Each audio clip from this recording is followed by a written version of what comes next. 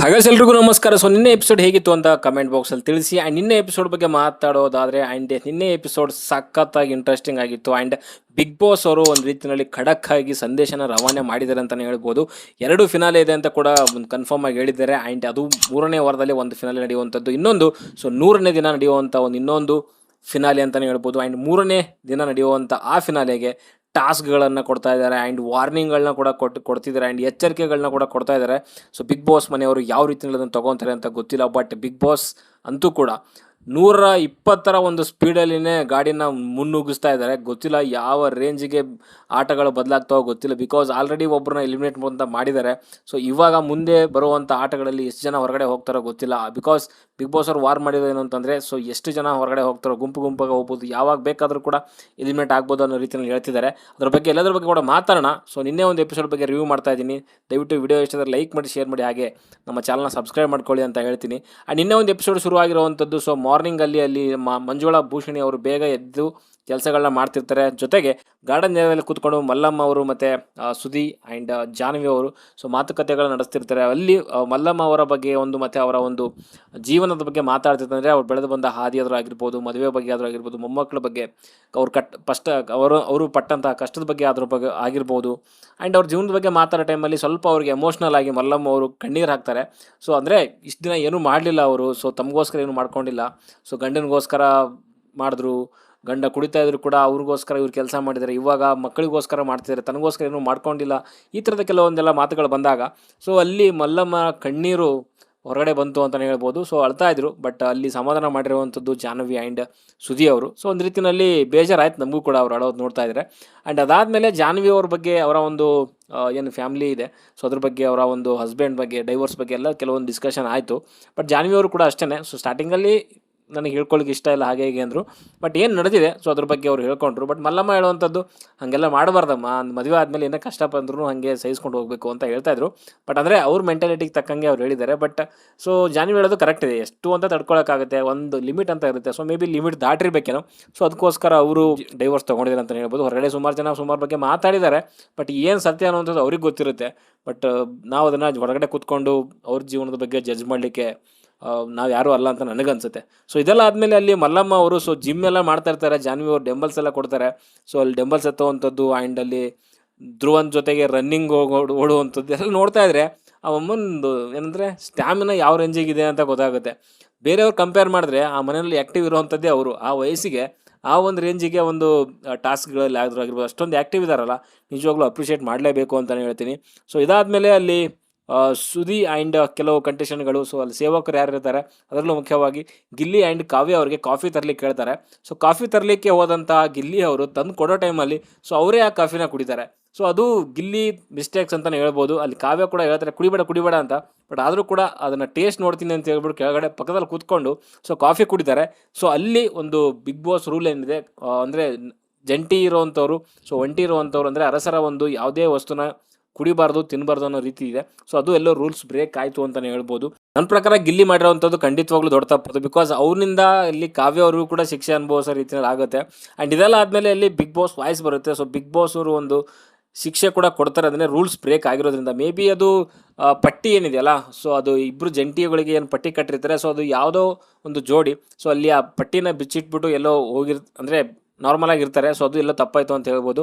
So ಅದಕ್ಕೋಸ್ಕರನೇ ಜಂಟಿಯವರೆಂದರೆ only ಮಲ್ಗೋ ಟೈಮಲ್ಲಿ ಅಥವಾ ಟಾಯ್ಲೆಟ್ಗೆ ಹೋದಾಗ ಮಾತ್ರ ಅದನ್ನು ಬಿಚ್ಚಬೇಕೆ ಹೊರತು ಇನ್ನು ಉಳಿದಂಥ ಟೈಮಲ್ಲಿ ಸೊ ಅದು ಜೊತೆಗೇನೆ ಇರಬೇಕಾಗತ್ತೆ ಇಬ್ಬರು ಅಂತ ಹೇಳಿ. ಸೊ ಅಲ್ಲಿ ಏನಾಯಿತು ಅಂದರೆ ಅಲ್ಲಿ ತಿರ್ಗಾ ಶಿಕ್ಷೆ ಕೊಡ್ತಾರೆ. ಅದೇನು ಅಂತಂದರೆ ಟಾಸ್ಕಲ್ಲಿ ಗೆದ್ದು 14 ಸಾಮಗ್ರಿ ಅಂದರೆ ದಿನಸಿ ಸಾಮಗ್ರಿಗಳನ್ನು ಗೆದ್ದಿದ್ರು ಅವರು. ಸೊ ಅದರಲ್ಲಿ ಕೇವಲ 3 ಮಾತ್ರ ಉಳಿಸ್ಕೊಂಡು ಇನ್ನು 11ಗಳನ್ನ ವಾಪಸ್ ಕೊಡಬೇಕು, ಅಂದರೆ ಸ್ಟೋರಲ್ಲಿ ತಂದು ಇಡಬೇಕು ಅಂತ ಅನೌನ್ಸ್ ಮಾಡ್ತಾರೆ. ಈ ಟೈಮಲ್ಲೂ ಕೂಡ ಗಿಲ್ಲಿ ಸ್ವಲ್ಪ ಆಡ್ಕೊಳ್ಳೋವಂಥದ್ದು, ಸೊ ನಗೋವಂಥದ್ದೆಲ್ಲ ಮಾಡ್ತಾರೆ. ಸ್ವಲ್ಪ ಅತಿರೇಕ ಅಂತ ಅನಿಸುತ್ತೆ ಗಿಲ್ಲಿದು. ಸೊ ಅದೆಲ್ಲ ಬೇಕಿರಲಿಲ್ಲ ಅಂತ ಅನಿಸುತ್ತೆ. ಸೊ ಇದೆಲ್ಲ ಆದಮೇಲೆ ಅಲ್ಲಿ ತೊಗೊಂಡೋಗಿ ಒಂದು ಬಾಸ್ಕೆಟ್ಗಳನ್ನು ತೊಗೊಂಡೋಗಿ ಸ್ಟೋರ್ ರೂಮಲ್ಲಿ ಇಡ್ತಾರೆ. ಆ್ಯಂಡ್ ಜೊತೆಗೆ ಮಾಡಿರೋವಂಥ ಅಡುಗೆನೂ ಕೂಡ ತೊಗೊಂಡೋಗಿ ವಾಪಸ್ ಇಡ್ತಾರೆ. ಸೊ ಒಂದು ರೀತಿಯಲ್ಲಿ ಬೇಜಾರಾಗುವಂಥ ಒಂದು ವಿಷಯನೇ. ಬಿಕಾಸ್ ಯಾರೋ ತಪ್ಪು ಮಾಡಿದ್ದಕ್ಕೆ ಸೊ ಅಲ್ಲಿ ಒಂಟಿ ಅವ್ರಿಗೂ ಕೂಡ ಶಿಕ್ಷೆ ಆಯಿತು ಅಂತಲೇ ಹೇಳ್ಬೋದು. ಬಟ್ ಅವರು ಕೂಡ ಅಷ್ಟೇ ನೋಡಿದ್ರು ಕೂಡ ನೋಡದೆ ಇರೋ ರೀತಿಯಲ್ಲಿ ಇರೋದ್ರಿಂದ ಸೊ ಅವ್ರದ್ದು ಕೂಡ ಇದರಲ್ಲಿ ಭಾಗಿ ಅಂತಲೇ ಹೇಳ್ಬೋದು ತಪ್ಪಿನಲ್ಲಿ. ಓಕೆ, ಇದಾದಮೇಲೆ ಅಲ್ಲಿ ಗಿಲ್ಲಿಯವರ ಒಂದು ಅಧಿಕ ಪ್ರಸಂಗತನ ಅಂತಲೇ ಹೇಳ್ಬೋದು. ಅದೇನು ಅಂತಂದರೆ ಜಾನ್ವಿ ಅವರು ಮತ್ತು ಅಲ್ಲಿ ಕೆಲವು ಅರಸರಿದ್ದಾರೆ. ಸೊ ಅವರು ಆಮ್ಲೆಟ್ ಮಾಡ್ಕೊಂಬ ಅಂತ ಹೇಳ್ತಾರೆ. ಅದರಲ್ಲಿ ಮುಖ್ಯವಾಗಿ ಜಾಹ್ನವಿ ಅವರು ಸ್ವಲ್ಪ ಖಾರ ಜಾಸ್ತಿ ಇರಲಿ ಅಂತ ಹೇಳ್ತಾರೆ. ಬಟ್ ಈ ಮನುಷ್ಯ ಏನು ಮಾಡ್ತಾನೆ ಅಂತಂದರೆ ಇದನ್ನೇ ಒಂದು ರೀತಿಯಲ್ಲಿ ಬೇಕು ಅಂತಾನೆ ಹೋಗಿ ಅಲ್ಲೆಲ್ಲ ಅದ್ರ ಮೇಲೆ ಮೆಣಸಿನ ಪುಡಿ ಅದು ಇದೆಲ್ಲ ಜಾಸ್ತಿ ಹಾಕೊಂಡು ಬಂದ್ಬಿಡ್ತಾನೆ.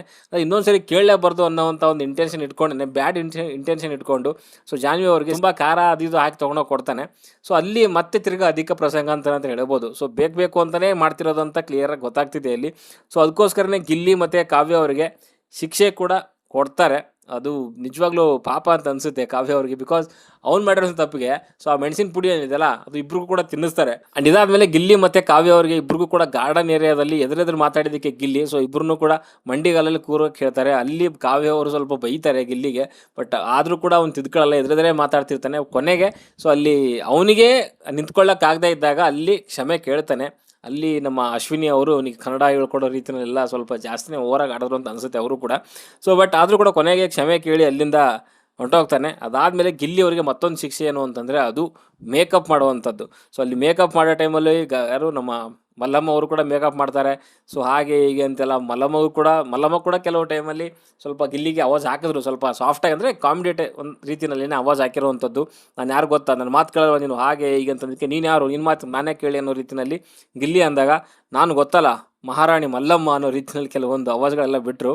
ಆಮೇಲೆ ನಗಾಡಿದ್ರು, ಬಟ್ ಸೀರಿಯಸ್ ಆಗಿ ಏನು ಹೇಳಿಲ್ಲ. ಸುದಿ ಮತ್ತು ಕೆಲವು ಜಂಟಿ ಮತ್ತು ಒಂಟಿ ಸದಸ್ಯರು ಹೊರಗಡೆ ಗಾರ್ಡನಲ್ಲಿ ಕೂತ್ಕೊಂಡು ಹರಟೆ ಹೊಡಿತಿರೋ ಟೈಮಲ್ಲಿ ಸುದಿ ಒಂದು ಮಾತು ಹೇಳ್ತಾರೆ. ಇವರಿಬ್ಬರು ನೋಡಿ ಬಸ್ ಸ್ಟ್ಯಾಂಡಲ್ಲಿ ಒಳ್ಳೆ ಪಿಕ್ ಪ್ಯಾಕೆಟ್ಗಳು ಅನ್ನೋ ರೀತಿಯಲ್ಲಿ ಏನೋ ಮಾತುಗಳು ಬರುತ್ತೆ. ಸೊ ಅಲ್ಲಿ ಗಿಲ್ಲಿ ಮತ್ತು ಕಾವ್ಯ ಹೇಳುವಂಥದ್ದು ಇದು ತುಂಬ ಪರ್ಸ್ನಲಾಗಿ ಹೋಗ್ತಾ ಇದೆ, ಹಾಗೆ ಹೀಗೆ ಅಂತೆಲ್ಲ ಮಾತುಗಳು ಬರುತ್ತೆ. ನನಗೂ ಅನಿಸುತ್ತೆ ಅಲ್ಲಿ ಸುದಿ ಆ ಮಾತು ಹೇಳಬಾರ್ದಾಗಿತ್ತು ಅಂತ.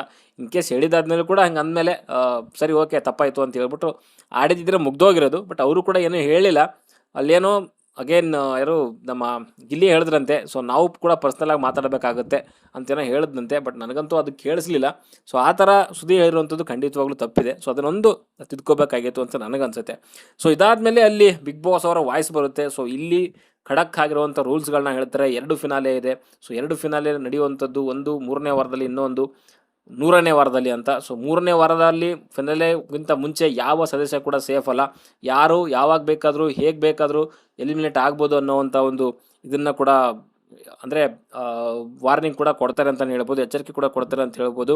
ಜೊತೆಗೆ ಆ ಒಂದು ಫಿನಾಲೆಗೆ ಸೇಫ್ ಆಗಬೇಕು, ಆ ಫಿನಾಲೆವರೆಗೂ ಕೂಡ ಯಾರಾದರೂ ಸೇಫ್ ಆಗಬೇಕು ಅಂತಂದರೆ ಬಿಗ್ ಬಾಸ್ ಕೊಡುವಂಥ ಸರಣಿ ಟಾಸ್ಕ್ಗಳಲ್ಲಿ ವಿನ್ ಆಗಬೇಕು. ಆ್ಯಂಡ್ ಆ ಸರಣಿ ಟಾಸ್ಕ್ ವಿನ್ ಆದಂತಹ ಒಂದು ಕಂಟೆಸ್ಟೆಂಟ್ಗಳಿಗೆ ಸೊ ಆ ಫಿನಾಲೆಗೆ ಆಡುವಂಥ ಅರ್ಹತೆ ಇರುತ್ತೆ.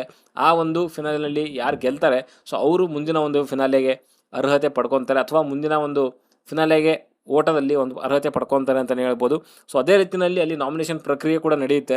ಆ್ಯಂಡ್ ನಾಮಿನೇಷನ್ ಪ್ರಕ್ರಿಯೆಯನ್ನು ನಾಮಿನೇಟ್ ಆದಂಥವರು ಈ ಒಂದು ಸರಣಿ ಟಾಸ್ಕ್ಗಳಿಂದ ಅಥವಾ ಈ ಒಂದು 3ನೇ ವಾರದ ಫಿನಾಲೆಯಿಂದ ಔಟ್ ಆಗಿರುವಂಥವ್ರು ಯಾರು ಅಂತಂದರೆ ಸ್ಪಂದನ ಮಾಳು, ಗಿಲ್ಲಿ ಆ್ಯಂಡ್ ಕಾವ್ಯ, ಅಮಿತ್ ಆ್ಯಂಡ್ ಕರಿಬಸಪ್ಪ.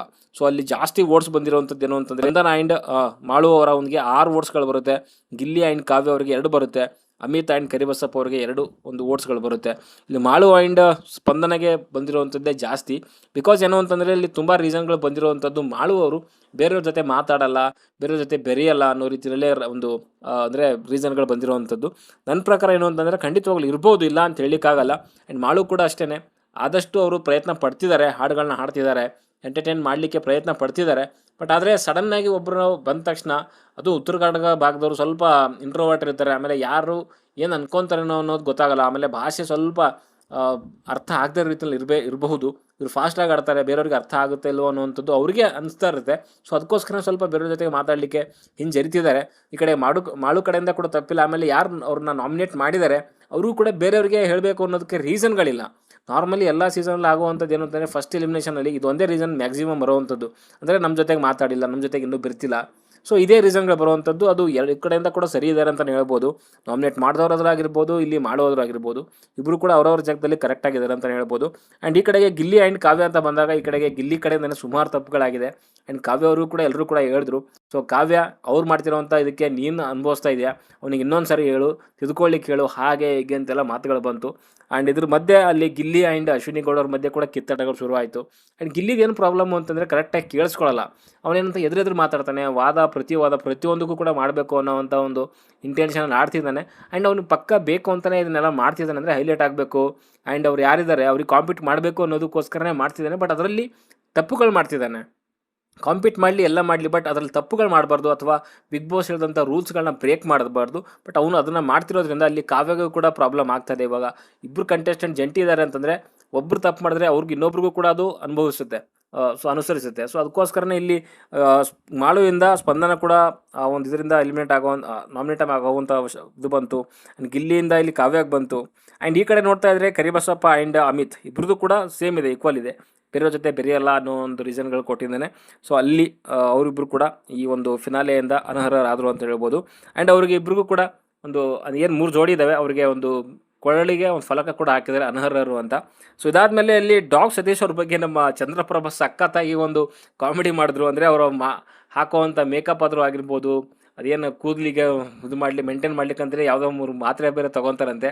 ಅದು ಸ್ವಲ್ಪ ಕಾಮಿಡಿಯಾಗಿ ತುಂಬ ಚೆನ್ನಾಗಿತ್ತು. ಆಡ್ಕೊಂಡ್ರೂ ಪರವಾಗಿಲ್ಲ. ಡಾಗ್ ಸತೀಶ್ಗೆ ಒಂಚೂರು ಚಂದ್ರಪ್ರಭ ಸ್ವಲ್ಪ ಎಲ್ಲರ ಮುಖದಲ್ಲಿ ನಗು ತಂದರು. ಆ ಕಿತ್ತಾಟ ಆದಮೇಲೆ ಅಶ್ವಿನಿ ಮತ್ತು ಗಿಲ್ಲಿ ಮಧ್ಯೆ ಸೊ ಚಂದ್ರಪ್ರಭ ಸ್ವಲ್ಪ ಎಲ್ಲರ ಮುಖದಲ್ಲಿ ನಗು ತಂದರು ಅಂತಲೇ ಹೇಳ್ಬೋದು.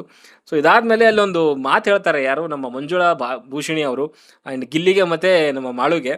ಸೊ ಮಾತಾಡಿ ಅವನು ಯಾರೋ ಗಿಲ್ಲಿ ಅನರ್ಹ ಆದ, ನೀವು ಏನೂ ಮಾತಾಡ್ದೇ ಅನರ್ಹ ಆಗ್ಬಿಟ್ರಿ ಅಂತ. ಅಂದರೆ ಇದರಲ್ಲಿ ಗೊತ್ತಾಗುತ್ತೆ ಮಾತಾಡಬೇಕು ಆ್ಯಂಡ್ ಎಷ್ಟು ಮಾತಾಡಬೇಕು ಅಷ್ಟರಲ್ಲಿ ಮಾತಾಡಿದ್ರೆ ಮಾತ್ರನೇ ಬಿಗ್ ಬಾಸ್ ಮನೆಯಲ್ಲಿ ಉಳಿಯೋಕ್ಕೆ ಸಾಧ್ಯ ಅಂತಲೇ ಹೇಳ್ತೀನಿ. ಓಕೆ, ಸೊ ಇದಾದಮೇಲೆ ಕರಿಬಸವ ಅವರು ಒಂದು ಹಾಡು ಹಾಡ್ತಾರೆ, ಮೂಕನಾಗಬೇಕು ಈ ಜಗದೊಳಗೆ ಜಾಕಿಯಾಗಿರಬೇಕು ಅಂತ.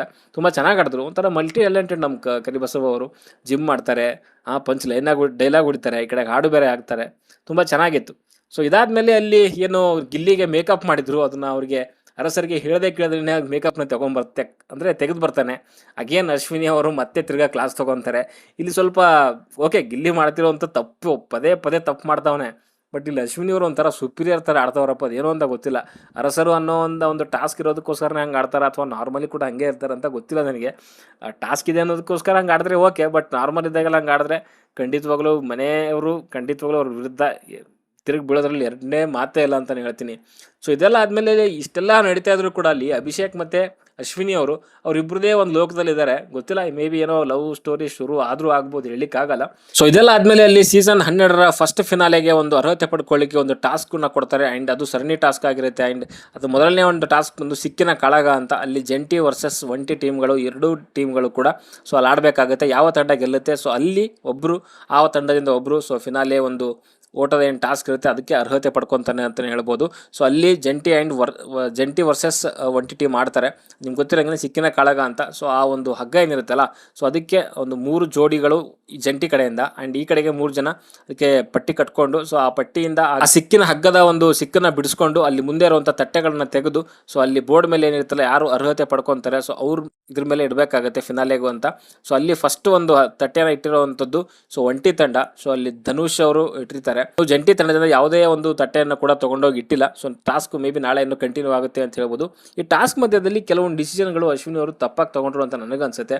ಸೊ ಅಲ್ಲಿ ಒಂಟಿ ತಂಡದಿಂದ ಒಂದು ತಟ್ಟೆ ಕೆಳಗಡೆ ಬಿದ್ದೋಗುತ್ತೆ. ಸೊ ಬಿದ್ದೋದಾಗ ಅಲ್ಲಿ ಓನ್ಲಿ ಒಂಟಿ ತಂಡದ ಒಂದು ಅವರು ಸರಿ ಮಾಡ್ಕೊತಿದ್ರು ಬಿಟ್ಟರೆ, ಬಟ್ ಈ ಕಡೆಗೆ ಜಂಟಿ ತಂಡದ ಒಂದು ಆಟನೂ ಕೂಡ ಇವರು ಪಾಸ್ ಮಾಡಿಸ್ತಾರೆ. ಅದು ಯಾಕೆ ಅಂತ ಅರ್ಥ ಆಗಲಿಲ್ಲ ನನಗೆ. ಅಲ್ಲಿ ಅಶ್ವಿನಿ ಅವರು ಉಸ್ತುವಾರಿಯಾಗಿ ಎಲ್ಲ ತಪ್ಪು ಮಾಡಿದ್ರು ಅಂತ ನನಗನ್ಸುತ್ತೆ. ಜೊತೆಗೆ ಇಲ್ಲಿ ಒಂಟಿ ತಂಡದಿಂದ ಕಾಕ್ರೋಚ್ ಅವರು ಆ ಒಂದು ತಟ್ಟೆನ ಮುಂದೆ ತೊಗೊಂಡೋಗೋ ಟೈಮಲ್ಲಿ ಅಲ್ಲಿ ಹಲಿಗೆ ಮೇಲಿದ್ದಂಥ ಪಟ್ಟಿಗಳನ್ನೆಲ್ಲ ಡ್ಯಾಮೇಜ್ ಮಾಡಿದ್ರು. ಬಟ್ ಅದನ್ನು ಕೂಡ ಅಲ್ಲಿ ಯಾರು ನಮ್ಮ ಅಶ್ವಿನಿ ಅವರು ನೋಡಲಿಲ್ಲ. ಉಸ್ತುವಾರಿ ಸ್ವಲ್ಪ ಸರಿ ಇರಲಿಲ್ಲ ಅಂತ ನನಗನ್ಸುತ್ತೆ. ಸೊ ನೋಡೋಣ, ಈ ಒಂದು ಟಾಸ್ಕ್ ಬಗ್ಗೆ ಮೇ ಬಿ ವೀಕೆಂಡಲ್ಲಿ ಆಡಿದ್ರೂ ಕೂಡ ಆಡ್ಬೋದು. ಬಟ್ ಅಲ್ಲಿ ಗಿಲ್ಲಿ ಹೇಳ್ದ ಇದು ಮುರಿಯೋಂಗಿಲ್ಲ, ಅವ್ರು ಮುರಿದಾಕ್ಬಿಟ್ರು ಹಾಗೆ ಹೀಗೆ ಅಂತ. ಬಟ್ ಅಲ್ಲಿ ಯಾರೂ ಕೂಡ ಕೇಳಿಸ್ಕೊಳ್ಳಿಲ್ಲ. ಸೊ ಎಷ್ಟು ಸೀರಿಯಸ್ ಅಂತ ಅದು ಬಿಗ್ ಬಾಸ್ನ ಈ ಒಂದು ಮೊದಲ ಪಂಚಾಯತಿನಲ್ಲಿ ಗೊತ್ತಾಗುತ್ತೆ. ಸುದೀಪ್ ಸರ್ ಎತ್ತಿದ ಮೇಲೆ ಖಂಡಿತವಾಗ್ಲಿ ಫಸ್ಟು ಪಂಚಾಯತಿ ಆದರೂ ಕೂಡ ಕ್ಲಾಸ್ ಅಂತೂ ಇದ್ದೇ ಇರುತ್ತೆ. ಸೊ ಎರಡನೇ ಮಾತೇ ಅಲ್ಲ. ಸೊ ಸದ್ಯಕ್ಕೆ ನಿನ್ನೆ ಒಂದು ಎಪಿಸೋಡಲ್ಲಿ ಈ ಒಂದು ವಿಷಯಗಳು ಚರ್ಚೆ ನಡೆದಿದೆ ಅಂತಲೇ ಹೇಳ್ಬೋದು. ಆ್ಯಂಡ್ ನಿಮ್ಮ ಅನಿಸಿಕೆ ಅಭಿಪ್ರಾಯ ಏನು ಈ ಒಂದು ನಿನ್ನೆ ಎಪಿಸೋಡ್ ಬಗ್ಗೆ ಅಂತ ಕಮೆಂಟ್ ಬಾಕ್ಸಲ್ಲಿ ತಿಳಿಸಿ. ಮಲ್ಲಮ್ಮ ಅವರ ಒಂದು ಎನರ್ಜಿ ನೋಡಿ ನಿಜವಾಗ್ಲೂ ಖುಷಿ ಆಯಿತು. ಆ್ಯಂಡ್ ಅವರ ಒಂದು ಏನು ಹೇಳ್ತೀವಿ, ಒಂದು ಜೀವನದ ಬಗ್ಗೆ ಕೆಲವೊಂದು ಮಾತುಗಳು ಹೇಳಿದಾಗ ಅಳು ಬಂದಿರುವಂಥದ್ದು.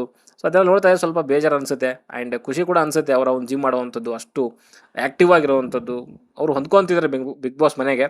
ಸ್ವಲ್ಪ ಅವರಿಗೆ ಬಿಗ್ ಬಾಸ್ ಇರುವಂಥದ್ದು ಅರ್ಥ ಆಗಿಬಿಟ್ರೆ ಖಂಡಿತವಾಗಲೂ ಈ ಮನೆಯಲ್ಲಿ ಅವ್ರನ್ನ ಹಿಡಿಯೋದು ತುಂಬ ಕಷ್ಟ ಇದೆ ಅಂತ ಹೇಳ್ತೀನಿ. ಓಕೆ, ಆ್ಯಂಡ್ ರಕ್ಷಿತಾ ಬಗ್ಗೆ ಸುಮಾರು ಜನ ಕೇಳ್ತಾ ಇದ್ರು. ಬಟ್ ರಕ್ಷಿತಾ ಬಗ್ಗೆ ಹೇಳಬೇಕು ಅಂತಂದರೆ ಅದಕ್ಕೆ ಸಪ್ರೇಟಾಗಿ ಇನ್ನೊಂದು ವಿಡಿಯೋ ಮಾಡ್ತೀನಿ. ಓಕೆ, ಹೇಳುವಂಥದ್ದು ಸುಮಾರಿದೆ. ಬಾಯ್.